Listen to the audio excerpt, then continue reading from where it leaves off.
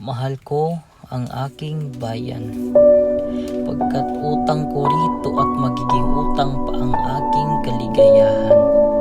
Marami akong dapat paniwalaan sa Diyos, sapagkat nawalan ako ng pananalig sa tao. Halos 7 taon akong nahiwalay sa aking bansa. Ang sabi ng ilan, marahil nakalimutan mo na ang lahat ng tungkol dito. Medyo ang kabaligtaran. Kahit na ang aking bansa ay tila nakalimutan ko, lagi kong iniisip ito. Ang